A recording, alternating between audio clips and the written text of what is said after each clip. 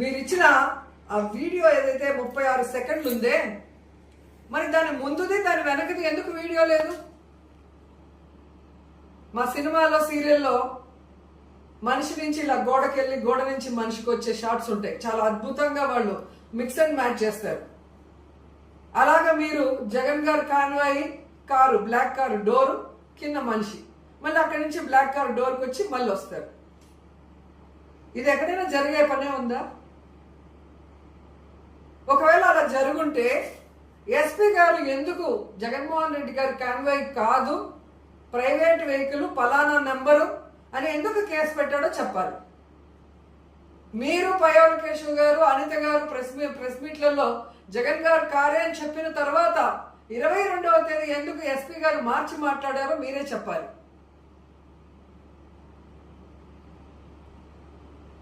ఇలా అయితే చంద్రబాబు నాయుడు గారు భవిష్యత్ రాజకీయాల్లో ఒక ఫ్లైట్ యాక్సిడెంట్ అయితే ఆ ఫ్లైట్ సంబంధించిన మినిస్టర్ని అరెస్ట్ చేయాలి.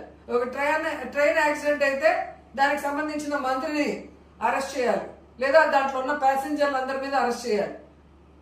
మీరు చెప్పిన దాన్ని బట్టి చూస్తే సో పక్కన ప్రయాణం చేస్తున్న వ్యక్తి మీద కేసు పెట్టడానికి ఈరోజు లేని దాన్ని సృష్టించి మరీ బురద చల్లి జగన్ గారికి మానవత్వం లేదు అంటే ఈ రాష్ట్ర ప్రజలు నమ్మే పరిస్థితి లేదు.